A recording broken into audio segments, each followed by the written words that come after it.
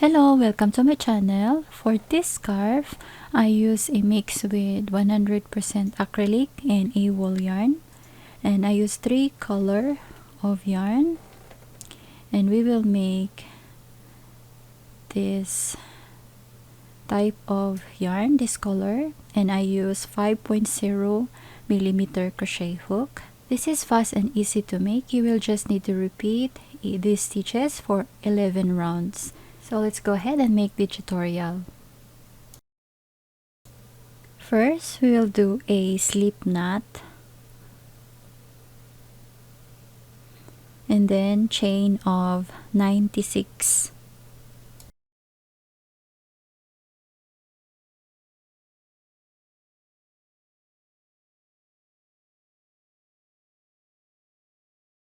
Then once we have 96 chain, we will connect this hook to this first chain without twisting the chain.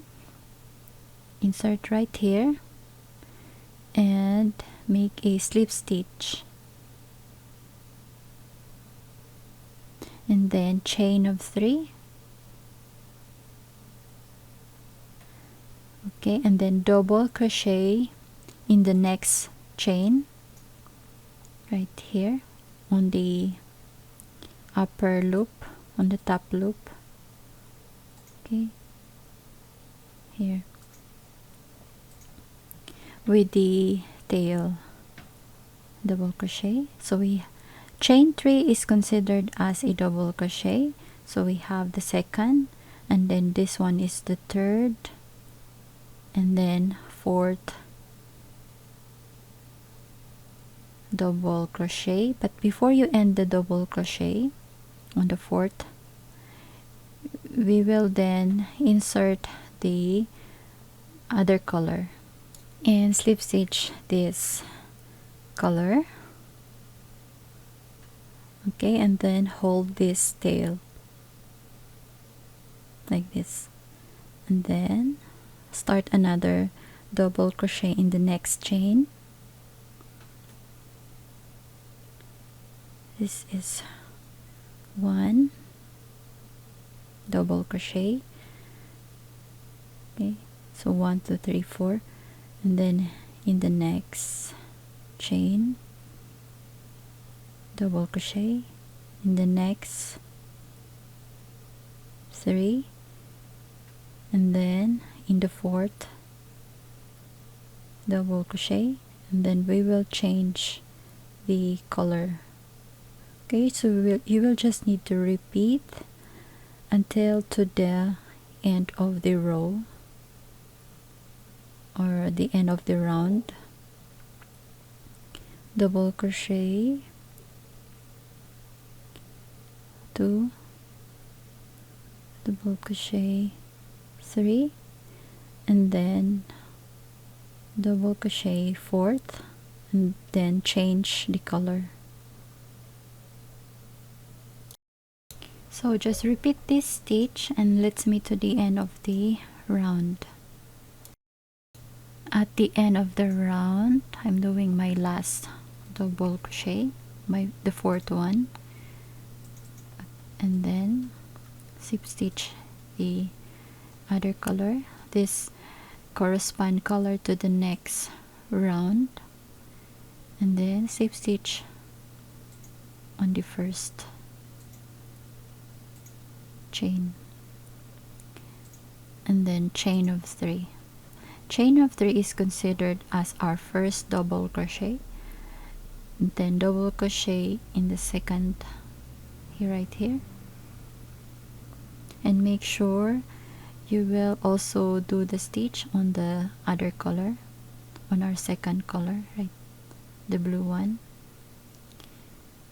and then change the color for the fourth double crochet, and continue doing that until to the end of the round.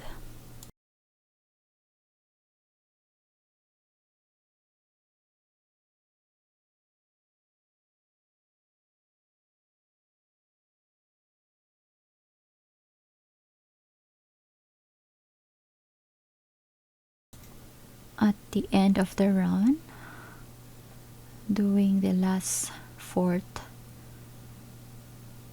and finish double crochet, and we will slip stitch the other type of color.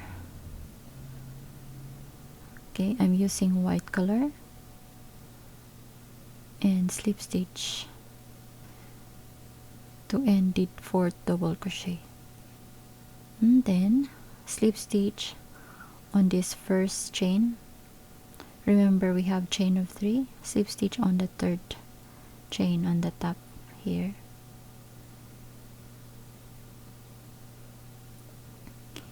Make a slip stitch, and then make sure you hold this tail. So now we have 3 color of yarn, chain of 3, and then yarn over, including the 3 color of yarn. Okay, including the 2 color of yarn, I mean, with the yarn tail, and make a double crochet and finish 4th double crochet and change color. Okay, so let's try this 2 yarn. We're going to do a double crochet with the 2 color of yarn. You can do that. Okay, let's try. Second, third, and then the 4th, and finish double crochet and then change color. Okay, so this is what it looked like. But I will show you also when you use only the one type color of yarn. So let's remove this. So you have 2 options. You can either use a two yarn color or a 1 type of color of yarn. So at this time I will use only 1 color. Okay, this color corresponds to the next chain.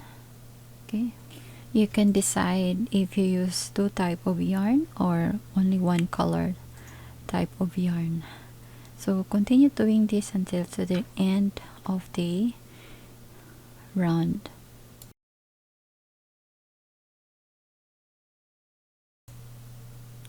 I've made 11 rounds of this stitch.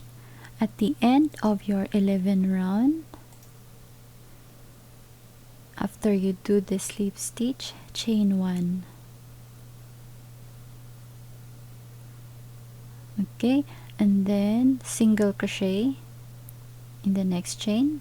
Instead of doing the double crochet, you will do a chain 1 and then single crochet each of the chain around until to the end of the row. And then after that you can cut the yarn this color and continue doing the single crochet.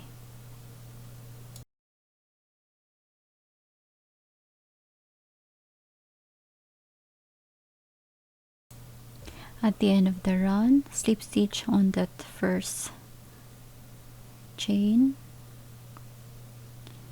and then make a chain and cut the yarn. Then hide the tail inside the stitches. And that's it for the tutorial. If you like this video, make sure to give me a thumbs up and subscribe to this channel. And thank you so much for watching, and see you again in my next video.